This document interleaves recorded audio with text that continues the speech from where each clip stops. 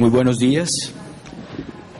Damos inicio a la jornada académica del tercer encuentro colombo-árabe que ha acogido la Universidad Externado de Colombia en el marco de las celebraciones de sus 125 años y por iniciativa de la Fundación Encuentro Colombo-Árabe. Antes de continuar, sugerimos a todos apagar o configurar sus dispositivos móviles en modo silencioso para evitar cualquier interferencia en el desarrollo del evento. A continuación, me permito dar lectura al orden de instalación. Primero, proyección del video institucional Haciendo visible lo invisible, Fundación Encuentro Cultural Colombo-Árabe. Segundo, palabras de bienvenida del señor rector de la universidad, Fernando Inestrosa. Tercero, saludo protocolario del delegado de Asia, África y Oceanía del Ministerio de Relaciones Exteriores. Cuarto, saludo protocolario de los embajadores de los países árabes. Quinto, palabras de instalación a cargo de la viceministra de Cultura. Sexto, proyección del video documental Amrica Amrica. Primero, proyección del video institucional Haciendo visible lo invisible de la Fundación Encuentro Cultural Colombo-Árabe. Bienvenida del señor rector de la Universidad Externado de Colombia, doctor Fernando Inestrosa. Doctora Claudia López, viceministra de Cultura, señor embajador de Argelia, señor delegado del Ministerio de Relaciones Exteriores, Monsieur Thibault, doctora Slevi, secretaria de la Corporación Colombo-Árabe, señores concurrentes. Con mi saludo a todos ustedes y la bienvenida, expreso mi reconocimiento a la organización de esta jornada por la deferencia que tuvo con nuestra universidad al señalarla como sede para realizar esta jornada académica. Aprecio la iniciativa y he de anotar cómo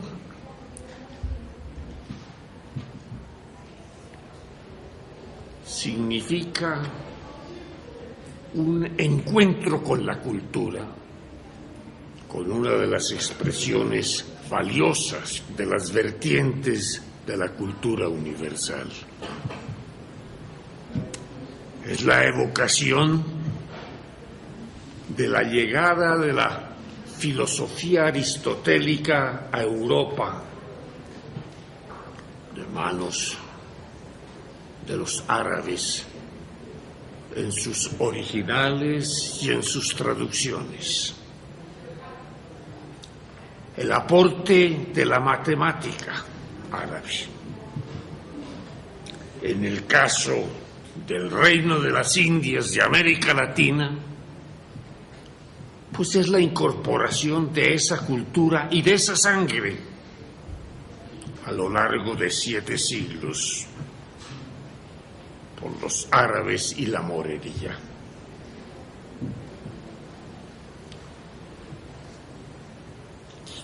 Siempre tengo presente lo que fue Toledo como expresión de convivencia armónica, pacífica, de culturas y pueblos. Los moros, los ladinos, los cristianos. Lo digo con nostalgia. Dando el salto, me sitúo en las postrimerías del siglo XIX, cuando adviene migración de libaneses y palestinos a América Latina y, en nuestro caso, a la costa atlántica, a Santander. Llegaron por casualidad, ¿cuántos acá? En las condiciones más precarias. Casi que solo tenían su ilusión y su dignidad personal.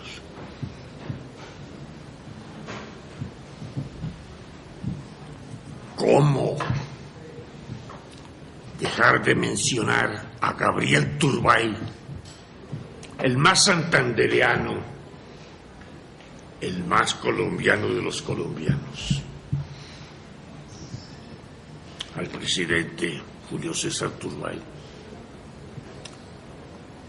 La contribución de la estirpe árabe a la economía, a la cultura, a la política, a la ciencia. Recientemente murió Salomón Joaquín. La incorporación de ese filón árabe ha sido completa. Y su aporte muy significativo. Grato entonces y útil resulta esta evocación, pero además es la oportunidad para examinar dentro del caleidoscopio del mundo la situación de los países árabes en el momento, en ebullición, con incógnitas enormes, con ilusiones, con riesgos. Desde el punto de vista académico, es indispensable penetrar, analizar. Los vaticinios quedan para los politólogos. Con estas palabras desilvanadas, quiero, darles la bienvenida, instalar esta jornada y celebrar con ustedes la iniciativa.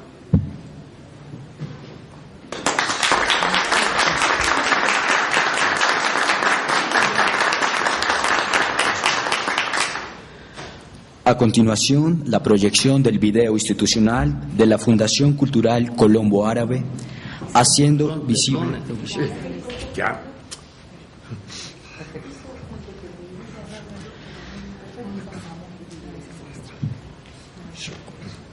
En este momento se dirige a ustedes la viceministra de Cultura, doctora María Claudia López.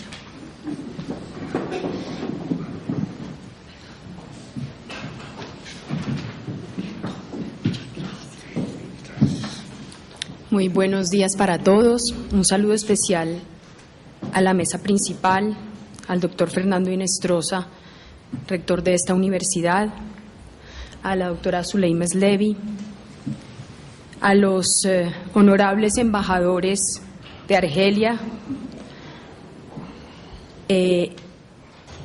a los señores encargados de negocios de las embajadas de Egipto, del Líbano, al doctor Miguel Ángel Rodríguez, delegado de Asia, África y Oceanía, a los honorables conferencistas invitados. Buenos días. Deseo iniciar estas palabras felicitando a la Fundación Encuentro Cultural Colombo Árabe, la cual, desde el 2004, ha realizado una gran labor en pro del reconocimiento y la valoración de la comunidad árabe de Colombia, al organizar los Encuentros Nacionales Colombo-Árabes de Barranquilla en 2004, Cartagena en 2006 y Bogotá este año. Para el Ministerio de Cultura es muy grato participar en estos espacios de encuentro, de debate e intercambio generados por la sociedad civil, pues permiten afianzar y visibilizar la diversidad cultural de nuestro país. Me complace observar el lugar central que tiene la cultura en este encuentro, ya que este año, como en los años anteriores, los organizadores ofrecen una programación artística nutrida y de alta calidad, con exposiciones fotográficas y presentación de libros, ciclo de cine y presentación de conciertos y danzas. De igual manera, deseo felicitar muy especialmente a la Universidad Externado de Colombia por sus 125 años de existencia y por coordinar una agenda académica de alto nivel, la cual propiciará sin duda interesantes reflexiones sobre la historia, la multiculturalidad y la identidad árabe en Colombia, el lugar de la mujer árabe en nuestro país, las representaciones de los árabes en el mundo occidental y las significaciones de la actualidad política en el mundo árabe. En este sentido, quiero darles la bienvenida a Colombia a los artistas de Perú y Ecuador que nos acompañan este año, los maestros Pablo Sabat y Jorge Saade, así como a los académicos extranjeros invitados Gema Martín, Farid Katá, Hasni Abidi y Bernard Botivot. En fin, quiero dirigirme especialmente a los artistas e investigadores colombianos que se dedican a hacer visibles y vivas las expresiones culturales, la historia, los valores y saberes de la comunidad árabe de Colombia. Nuestro país tiene la suerte de haber recibido varias olas de inmigración árabe desde finales del siglo XIX, las cuales enriquecieron la sociedad y la identidad colombiana con varias generaciones de artistas, escritores, intelectuales, científicos y contribuyeron a formar la nación pluriétnica y multicultural que hoy es Colombia. Es deber, pues, del Estado reconocer estos aportes, fomentar su investigación y crear condiciones para el desarrollo y visibilización de la cultura colombo-árabe. En este sentido, invito a los artistas, investigadores y organizaciones de la sociedad civil colombo-árabe a presentarse en las convocatorias de los programas nacionales de estímulos y concertación, para que sus labores y obras puedan beneficiarse de nuestro apoyo. La música, la danza, el cine, la fotografía, la literatura, las artes visuales, la gastronomía, así como las investigaciones sobre la historia y la cultura colombo-árabe, son manifestaciones que queremos no solo desarrollar y divulgar en el país, sino compartir con otros países como una valiosa muestra de nuestra diversidad cultural. En este sentido, me dirijo a sus excelencias, los embajadores y representantes diplomáticos de los países árabes que hoy nos acompañan, para que estrechemos las relaciones e impulsemos la cooperación cultural entre Colombia y sus países. A través de programas de residencias artísticas, becas, intercambios de expertos y artistas, con el fin de mejorar el conocimiento mutuo entre Colombia y el mundo árabe. Así seremos capaces de reconocer y valorar las culturas árabe, colombiana y colombo-árabe, como culturas ricas, diversas y marcadas por la pasión por la vida y el espíritu de lucha por la dignidad, la libertad y la prosperidad. Shukran Gazila. Muchas gracias.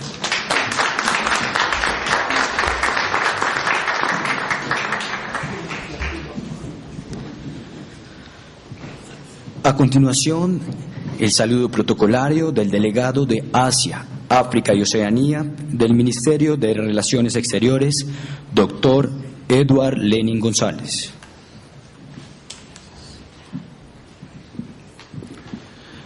Señora Viceministra de Cultura, doctora María Claudia López, señor Rector de la Universidad Externado de Colombia, doctor Fernando Inestrosa, señora Zuleima Eslevi de Mansur, presidente de la Fundación Encuentro Cultural Colombo-Árabe y demás miembros de la Fundación Encuentro Cultural Colombo-Árabe, Su Excelencias embajadores de países árabes, distinguidos miembros del cuerpo diplomático, delegados, señoras y señores. En virtud de los lazos de amistad y cooperación que existen entre los pueblos y gobiernos, deseamos manifestar nuestro reconocimiento por la loable labor de la Fundación Encuentro Cultural Colombo Árabe en la tarea de reunirnos esta mañana para dar inicio a la jornada académica en marco del tercer Encuentro Cultural Colombo Árabe y segundo Árabe Latinoamericano. Así, me corresponde en nombre del Ministerio de Relaciones Exteriores dar un saludo de bienvenida a este acto tan importante para la preservación y extensión del legado cultural árabe en la región.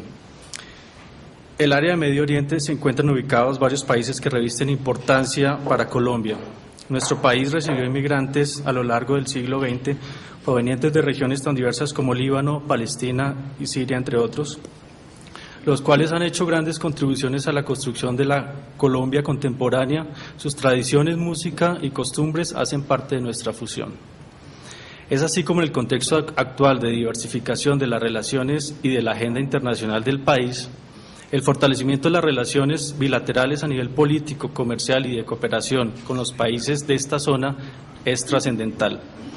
El Ministerio de Relaciones Exteriores ha establecido recientemente la coordinación de asuntos de África y Medio Oriente con el ánimo de encauzar esfuerzos y políticas estatales y ha ampliado su presencia en la región con la apertura de una embajada en Emiratos Árabes Unidos, la cual se suma a las embajadas ya existentes.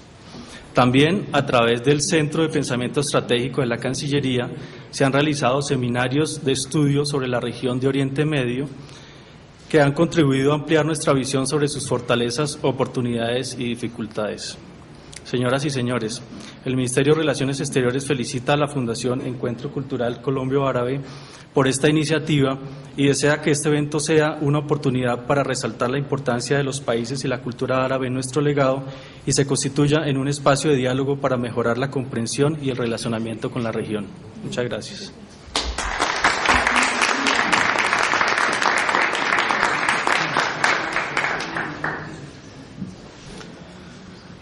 A continuación, la proyección del video institucional de la Fundación Cultural Colombo Árabe, Haciendo Visible lo Invisible, presidido por la señora Zuleima Slevi de Mansur.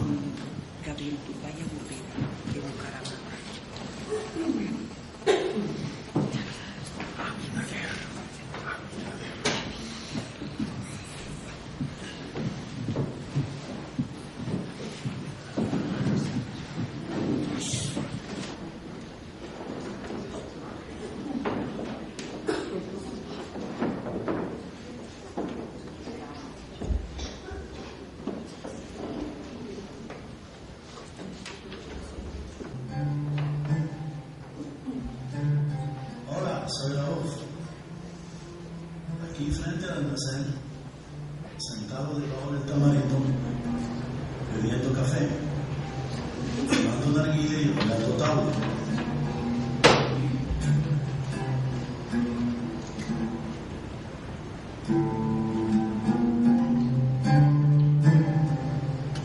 Espero a que pase el vendedor de sandías y limones, de zanahorias y berenjenas, y me digo, ojalá llevan naranjas como azúcar para el jugo de la chile de mi mujer.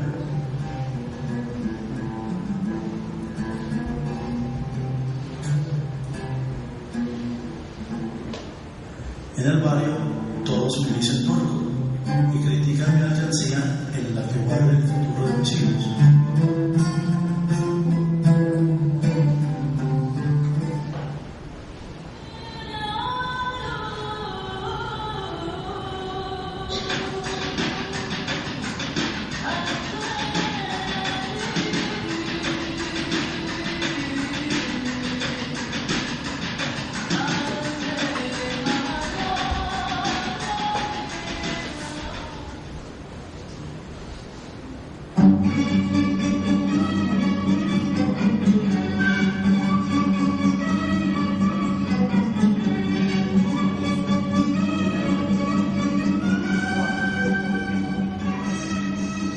Salim, hijo de Raúl, pregunta: Padre, ¿quiénes somos los árabes? ¿Por qué llegamos a América? Raúl entorna sus ojos y con nostálgica entonación le responde: Habibi, más allá del Atlántico perviven las tierras del dátil, del cedro y del olivo. En ellas, las cúpulas y los alminares siluetean el crepúsculo y el aire deja su herencia de jazmín y cúrcuma al traspasar las celosías. Encontrarás también que sus escritores son profetas y sus poetas héroes. Su lengua no necesita significar para existir y sus gentes no hablan proverbio. En medio de caravanas y rutas de comercio se formaron sabios, astrónomos, filósofos, químicos, matemáticos, arquitectos, ingenieros y médicos. Occidente se maravilló con el refinamiento y la opulencia de su civilización, con sus edificaciones, sus bibliotecas, sus inventos, sus traductores, sus números y con la vida y el legado de Al-Ándalus, genial encuentro de culturas y depositario de la antigüedad clásica, transmitida por los pensadores árabes a la Europa de entonces. Hijo mío, la hospitalidad en aquellas comarcas es sagrada, como además lo son la generosidad y la gratitud, la sencillez y el trabajo incansable. Por tanto, Salim, es un deber transmitir a nuestra descendencia quiénes somos los árabes. Sin embargo, nuestros ojos se enlutaron ante las guerras, las persecuciones y los colonialismos. Ya finalizando el siglo XIX, imperaba la tristeza y la desolación. Muchos emigramos en pro de reconstruir la esperanza para nuestra prole y llegamos a América, dejando atrás ciudades y familia. Los comienzos fueron difíciles, pero nos integramos al proceso de desarrollo de estos países. Hoy, después de transcurrida más de una centuria en la que el continente americano se ha nutrido de varias oleadas migratorias árabes y ha presenciado su arraigo a este suelo, aún persiste el avasallamiento y las conquistas en las tierras de nuestros ancestros.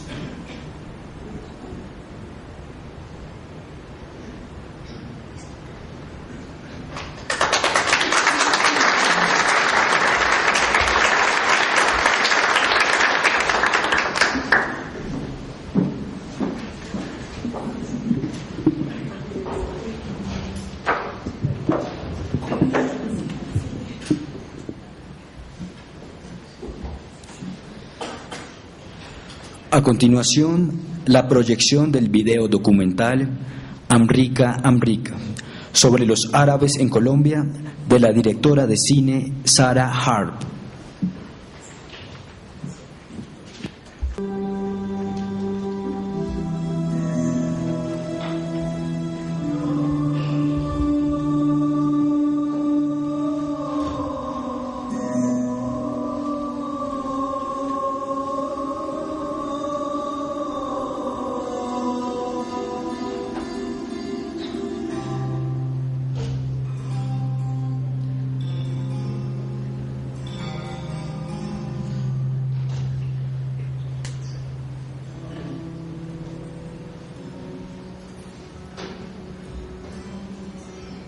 Todos sueñan con volver algún día, pero dicen que no pueden tener dos vidas, la de haber dejado su pueblo cuando eran jóvenes y la de dejar esta tierra que los acogió y en la que se quedaron por tanto tiempo.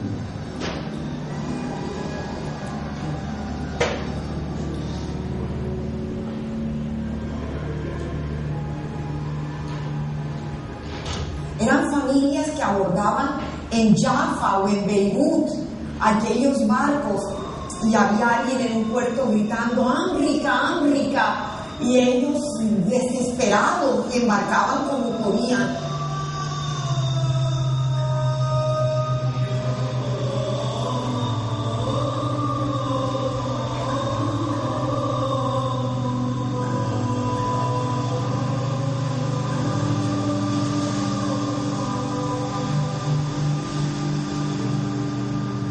Pero esta es la historia de Salwa, de su padre Ali y su madre Fatmi, que un día abandonaron su tierra natal, huyendo de la miseria que trajo consigo la dominación romana, que duró hasta 1918. ¿Qué veía yo? Eran las familias vecinas, que eran 3, todas árabes, pero que nosotros llamábamos turcos, así sencillamente. ¿Por qué están diciendo turcos nosotros árabes legítimos de Palestina? No, a mí no me gusta por nada del mundo porque nosotros sufrimos mucho de los turcos en el Líbano, en Siria, en Palestina. Era todo lo que traían esos inmigrantes, un par de maletas y memoria. Estamos haciendo películas por recuerdo del pasado de nosotros. Ahora vamos a leer el guión para enseñar los diálogos. Salwa surge de esa realidad, de la necesidad de contarles quiénes son, cómo llegaron y qué han hecho aquí en estas tierras.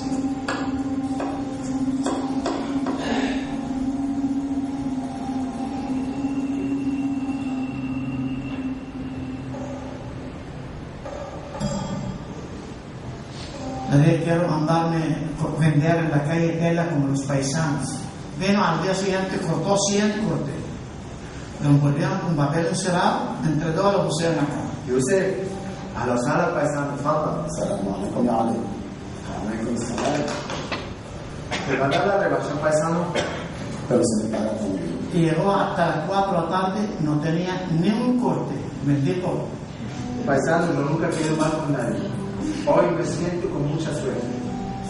Vamos a jugar, que te pago todo.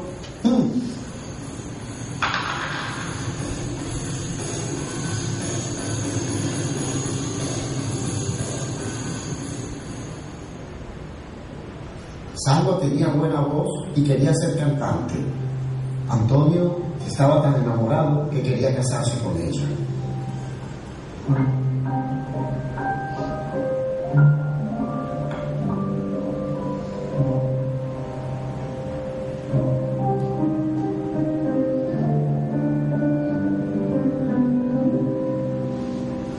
Quiero seguir viviendo más en este pueblo. Tu papá tiene una locura en la cabeza de casarte con una persona que no quieres. Me tengo que ir. ¿Por qué? Mi papá se entera que estoy aquí, me mata. No, ven, que no es este. ¿Sí? Mi nombre es Sálida Sánchez y yo soy estudiante universitario. Mi mamá es libanesa, la historia de Salwa es la de mi mamá.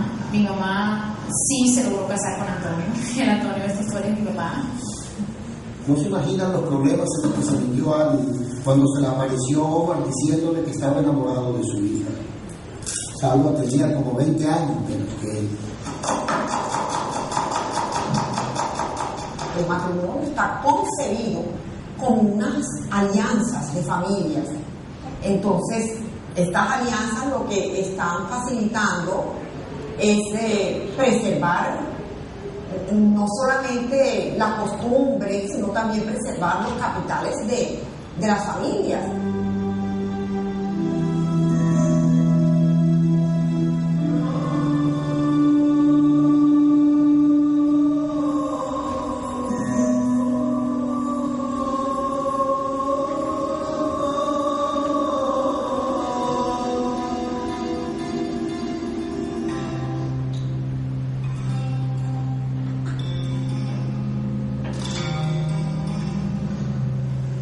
Madre, yo no me voy a casar con Omar.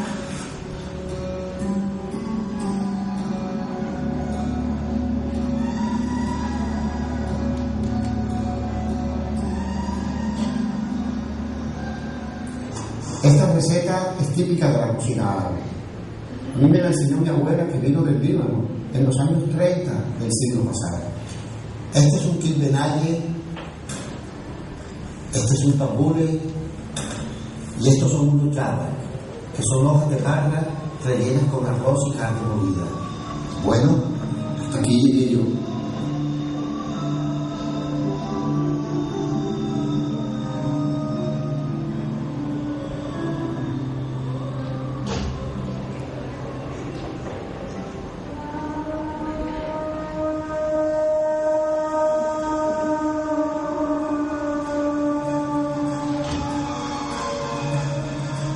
En realidad tu película es la historia de mi familia, en la que Salma sería mi hermana, la historia de tu propia familia. En realidad, de mi abuela te podría hablar hasta que este río se secara.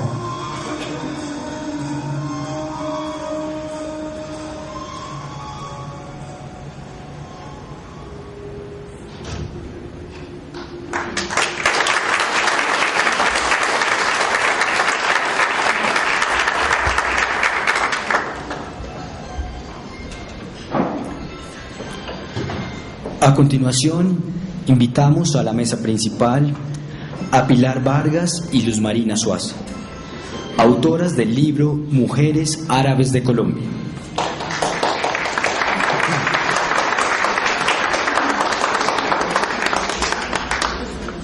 Hará la presentación de la obra el profesor de la Facultad de Ciencias Sociales y Humanas de esta Casa de Estudios, doctor Fernán Bejarano.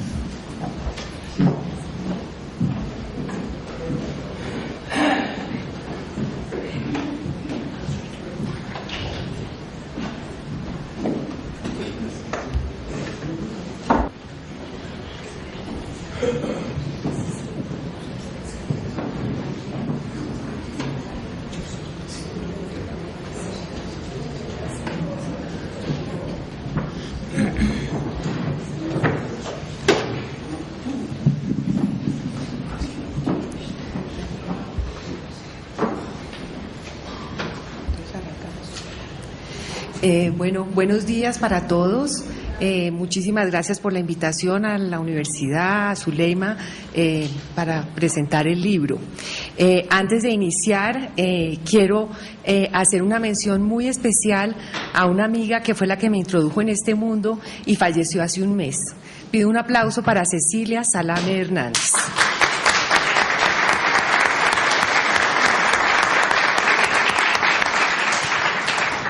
Gracias.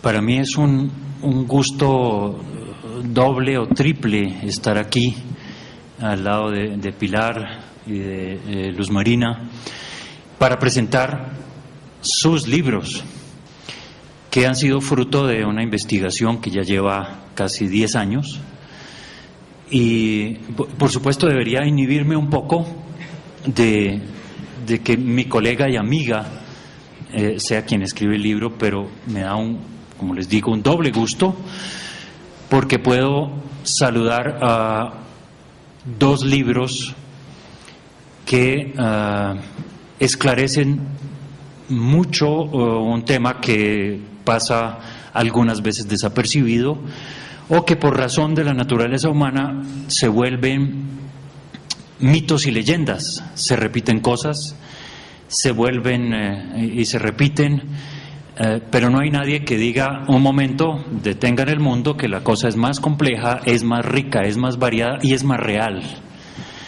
De tal manera que eso es un poco lo que quería, las reflexiones que yo quisiera hacer hoy, particularmente porque son dos libros. El uno del que tenemos esta presentación en forma de folleto, mientras aparece la obra, con un bello nombre y evocador, Pequeño equipaje, grandes ilusiones, la migración árabe a Colombia.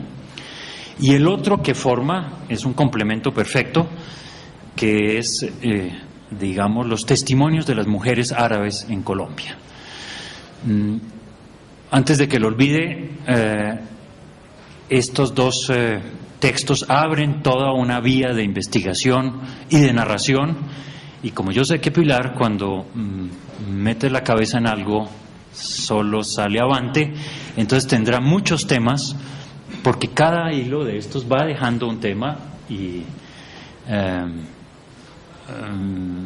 son líneas que se abren no tanto de investigación, sino de pues búsqueda. Un elemento fundamental es que dentro del rigor académico hay la vivencia. Estos temas de las migraciones, de los extranjeros, en el programa de Demografía y Estudios de Población de nuestra facultad, la Facultad de Estudios Sociales y Humanos, tenemos una línea que se llama así, Los extranjeros en Colombia, que es un nombre que evoca una cantidad de ideas, de reflexiones contradictorias en general, porque la posición del país hacia los extranjeros siempre ha sido muy variopinta, por decirlo menos, contradictoria en algunos sentidos, de tal manera que la convivencia, y esto creo que no es exclusivamente de los colombianos, sino que convivir con el extranjero del que somos parte, que es como la dialéctica profunda que lleva ahí, no siempre es fácil, es un aprendizaje que hay que hacer, y por supuesto ese aprendizaje solo se hace con libros y testimonios que le aclaren a uno la pintura. El mundo de los mitos, el mundo de los sentimientos contrariados es un mundo demasiado complejo, de tal manera que estas obras le ayudan a uno a entender los procesos de la formación de una población. 3 grupos, creo que es conocido, pero algunas veces hay que matizar. 3 grandes grupos han participado en la conformación de la población colombiana, en todos sus sentidos, en diferentes formas y volúmenes, pero probablemente en la introducción del libro de Pilar, como estoy hablando de 2, entonces estoy hablando de Pilar, pero no te estoy dejando de lado, porque uno es una tesis doctoral, el otro es una tesis vivencial. Entonces creo que son de la misma poder y carga. Entonces 3 grupos que son lo que genéricamente, y me gusta que ocurra esto, genéricamente llamamos los árabes. No voy a entrar en disquisiciones sobre qué es árabe o qué no lo es, van a encontrar la respuesta o indicios en el texto mismo. Los judíos de origen o de tradición particularmente ashkenazi, porque la tradición sefardita ya había venido antes en una oleada completamente distinta, y los españoles de final del XIX y comienzos del siglo XX, que es también una tradición muy distinta para un pueblo como el nuestro, que es fundamentalmente mestizo. Ahondar sobre el mestizaje sería llover sobre mojado. Ahora, afortunadamente, que nosotros nos reconocemos como tal, algunos nos reconocemos todos los días en el espejo, en ese mestizaje. Eso es una belleza, porque uno sabe entonces de qué está hablando. Entonces, rescato en un primer momento, porque después iré entrelazando lo que es la tesis de Pilar, una tesis que fue defendida, como dicen en España, algunas veces es un término un poco fuerte, decimos sustentada acá, en la Universidad de Cádiz, y recibió la máxima calificación que otorga la academia, de tal manera que es una obra que tiene todas las credenciales académicas, pero también las credenciales de la narración. Varios elementos debería uno destacar.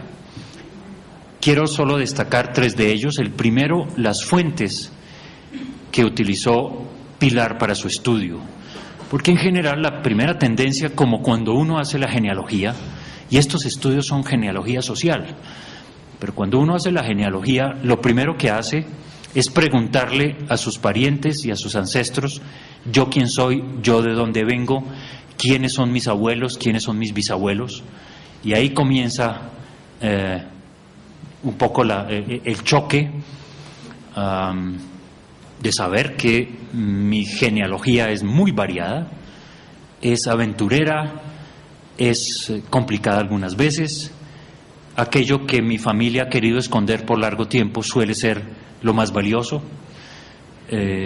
Entonces, en este estudio uno parte de las fuentes orales, pero las fuentes orales, que son tan ricas, suelen guiar algunas veces por caminos que no son los adecuados, de tal manera que esto hay que sustentarlo con fuentes escritas, con fuentes documentales, y este es el primer punto que yo destaco: la utilización del registro de un archivo de visas que existe en el Ministerio de Asuntos Exteriores, en la Cancillería, que llegó hará unos 5, 6 años, 7 años, llegó al Archivo General de la Nación. Es decir, que era un archivo que había sido muy poco explotado, de tal manera que ahí están los casos verdaderos. Están quienes solicitaban una visa, cómo se les aceptaba esa visa o cómo se les negaba, que el aspecto negativo también es interesante saber en qué momento se les negaba esa visa.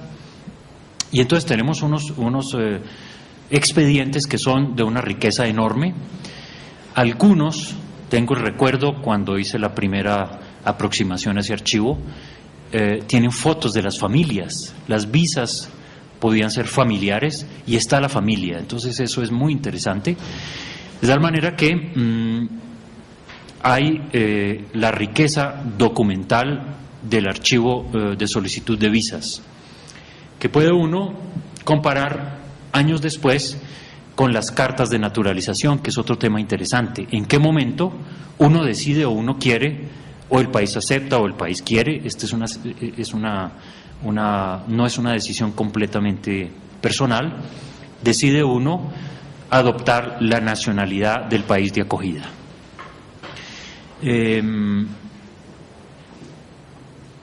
Y en una tercera, un tercer grupo de información, vuelvo al comienzo, son las historias de vida. Las historias de vida que son tan ricas y que en un proceso de recuperación de eso que se llama ahora la identidad, que me parece que de todas maneras puede ser un concepto problemático, pero es un concepto también muy personal. En la recuperación de la identidad juegan un papel muy importante. El tiempo y el espacio seguirán siendo las dos coordenadas fundamentales.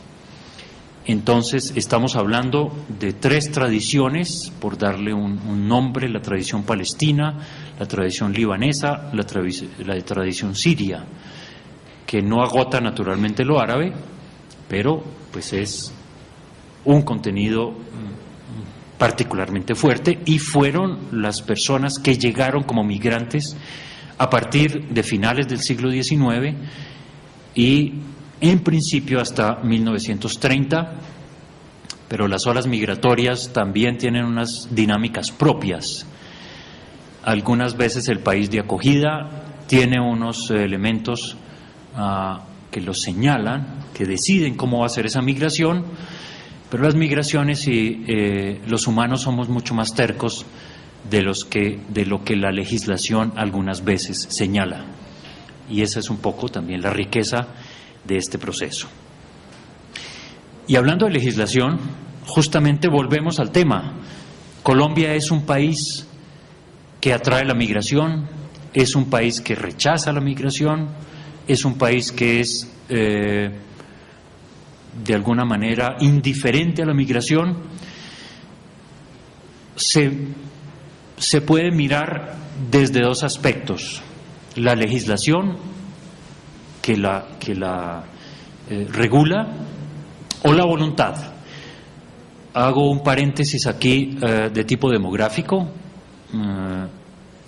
En la explicación de los procesos de migración hay un concepto que sigue siendo muy válido, que es más bien ilustrativo más que explicativo, que es lo que se llama la atracción-repulsión, un concepto que fue acuñado desde hace unos 40 años, y los desarrollos posteriores de tipo teórico le han tratado de dar diferentes valoraciones, diferentes formas de enfrentar el concepto, pero es tan sencillo que entre las sociedades se establece elementos que atraen a las poblaciones en un momento y otros elementos que las repelen. Entonces siempre habrá personas que son atraídas a un país o a una región, habrá personas que son expulsadas de su región. Entre esta tensión se crean los flujos migratorios. Entonces, esto que les mencioné al comienzo puede ser una decisión individual, suele ser una decisión grupal. Y las familias y sus redes también tienen unas formas de actuar de tal manera que en general una migración comienza por una decisión individual que se vuelve una decisión familiar, y estas redes van llamando, uno llama al otro y se van creando unas redes particularmente poderosas. Todos aquellos que hemos sido migrantes en algún momento de la vida por decisión propia, sabemos que uno llega a donde haya colombianos y los colombianos se ayudan entre sí, y esto no es particular de los colombianos. Todos los pueblos se ayudan entre sí. Esto también tiene sus límites y los números juegan un papel muy importante. Entonces, por eso importan los números que la tesis de la migración árabe nos aportan en un primer momento, y hay una incertidumbre que te voy dejando de paso. Hay que estimar el número de árabes que han llegado a Colombia. No es tan difícil, pero no es fácil. Pero estimarlos importa mucho, porque esas son las leyendas. Uno pregunta aquí y allá y siempre tienen un número fijo. ¿Es que llegaron 100.000? No, fueron 50.000. Eso se puede en realidad calcular y estimar, porque importa. Los números importan muchísimo, y por los periodos. En el trabajo de Pilar hay una recopilación de legislación desde la República de Santander, que se pensaba en ese momento sobre los extranjeros. Y es muy interesante porque ha habido mucha legislación al respecto que busca atraer un cierto tipo de migrantes. Naturalmente tampoco voy a ahondar en el tema, porque en el texto está perfectamente explicado, y además la legislación, hay 2 páginas que retoma todas las disposiciones de ley con respecto a los extranjeros. Solamente es interesante a grandes trancos ir hasta el año 36 o 35, en la primera mitad de la década de los años 30 del siglo pasado. Había disposiciones muy claras, ¿cuántos queremos que lleguen? Y era muy gracioso porque uno dice, artículo primero, se querrá que lleguen 10 búlgaros, 5 libaneses y 3 palestinos. Es decir, si allá les dijeran eso, pues tampoco los iban a detener. Así es que en esos años llegaban 10 veces más, 100 veces más. Los fenómenos humanos son muchísimo más poderosos que ellos. Y me gusta que siempre alguno de los artículos decía, lo leo directamente, hay una favorabilidad a aquellos que se hayan establecido en Colombia por 3 años por lo menos, y que hayan salido temporalmente por un tiempo no mayor de 1 año. Hago el énfasis porque es muy interesante que no solamente los árabes en su momento iban y volvían. Este es un fenómeno que es muy interesante. Yo voy al país de acogida, estoy ahí un tiempo, me va más o menos bien, pero esta nostalgia me llama nuevamente a mi patria, regreso y comienza este sentimiento doloroso de desarraigo, que es, yo ya no soy de aquí, pero no soy completamente de allá.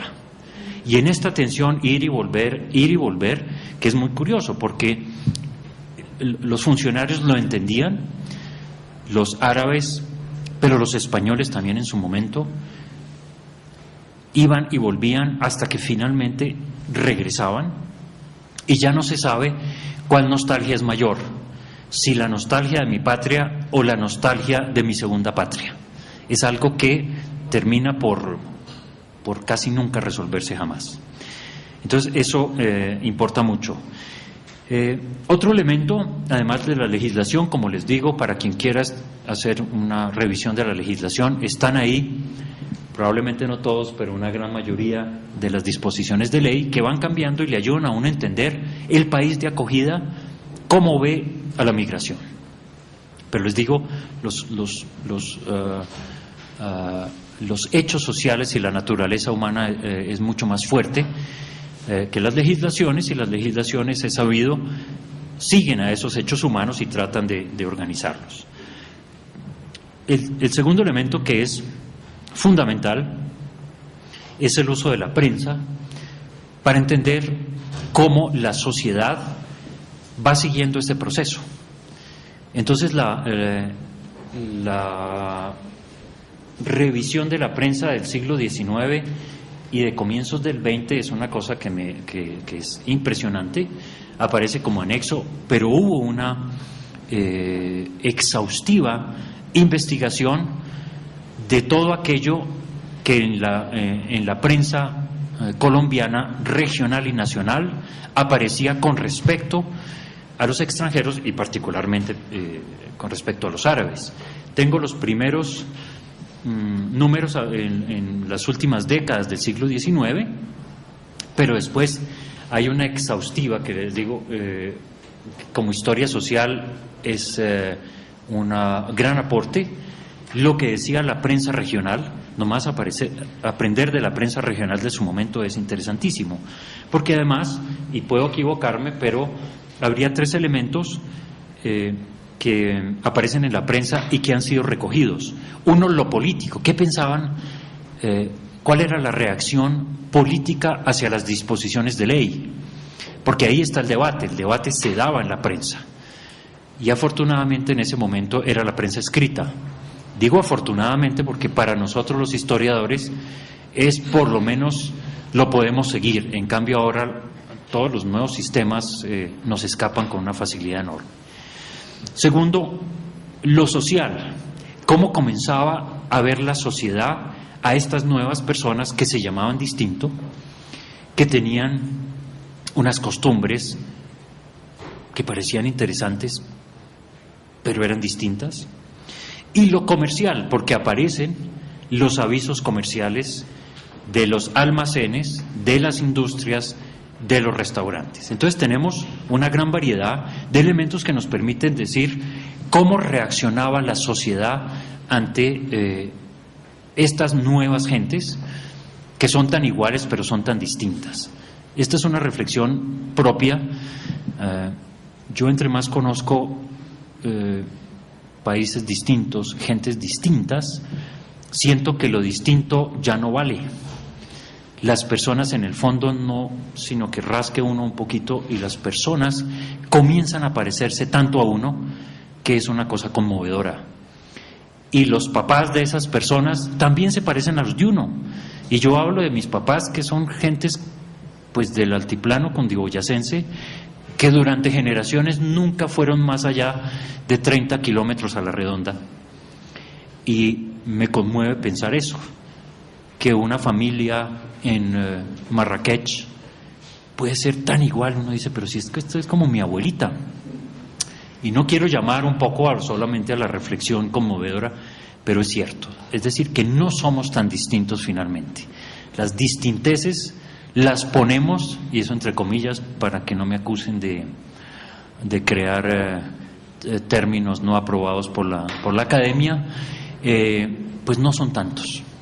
Entonces, eso es muy interesante, ver que las barreras las imponemos nosotros mismos y no existen per se.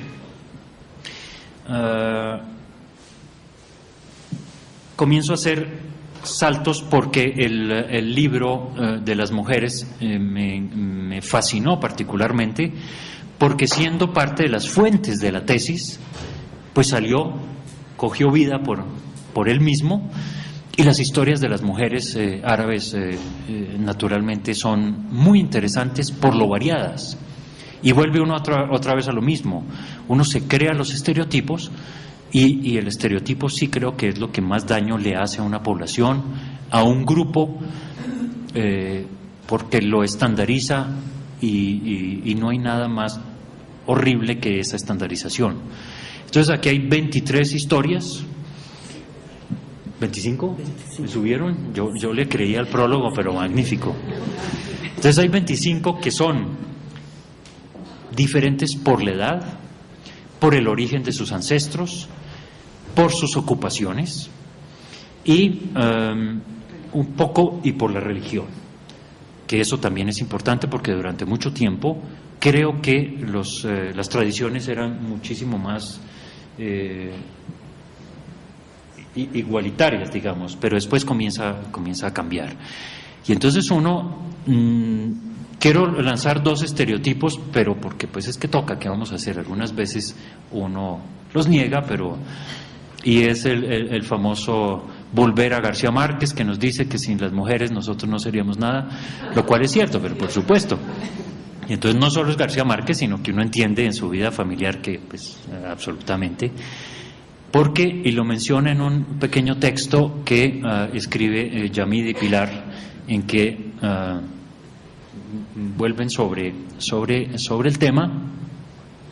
Y la segunda cosa, que el estereotipo de la mujer sumisa, sometida, pues se derrumba, no solamente porque no es que la mujer sea sometida, sino porque las estrategias de contrarrestar ese sometimiento son maravillosas. Porque no solamente la rebeldía abierta, en donde uno encuentra de la cual encuentra uno varios ejemplos, sino que, como siempre, las estrategias suelen ser mucho más inteligentes que los mecanismos de sometimiento. Entonces, en medio de ese pseudo sometimiento, las estrategias de poder y de presencia son enormes, y las historias aparecen desde la persona que rechaza el matrimonio impuesto hasta los 2 casos que son personas combatientes, militantes y combatientes, porque militantes hay de diferentes tipos. Algunas personas en su historia dice: no éramos bienvenidos. El texto también lo trae en ocasiones: la migración no es bienvenida. Yo creo que hay un rasgo profundamente odioso de la sociedad generalmente colombiana, es la xenofobia. No lo queremos aceptar, pero lo vemos que se ejerce. Pero también es muy variado. Muchas mujeres de las que aparecen en el texto dice: nuestra familia fue bienvenida en el pueblo, en la región en donde nos asentamos. En otros momentos, efectivamente, no se sentían bienvenidos, pero pues eso no obsta para seguir adelante y crear un espacio y crear esta relación de cercanía. 3 elementos tomados de la tesis y del libro de las mujeres, quisiera ahondar. El primero de ellos, naturalmente, es la lengua. Y aquí les hago un reclamo a todas aquellas personas de origen árabe. No es dirigido personalmente a nadie. La lengua es la nación, lo han repetido desde el boom latinoamericano, los poetas y los escritores. La lengua donde uno puede reclamarse, o la nación mejor, es su lengua. Entonces, este procedimiento de mantener la lengua no es cosa sencilla. Lo vemos particularmente en el texto. ¿Quiénes mantienen la lengua? ¿A quién le toca mantener la lengua? Y yo pienso que por eso se llama a las lenguas que uno usa y aprendió a usar la lengua materna. La cosa de las lenguas y su transmisión corresponde a las mamás. Entonces aquí les hago un reclamo feminista. Son ellas las que enseñan la lengua a sus hijos. Entonces así es como se transmite. Naturalmente, en un primer momento, hablar una lengua distinta no es una ventaja, naturalmente. Es que no le entiendo, es que explíquese mejor. Así es que hay caminos para mantener esa lengua, pero la lengua es el vehículo en donde están los profundos valores de las sociedades y de las personas. Entonces, este tema de la lengua es particularmente en la base de la transmisión cultural. Hago una pequeña pausa.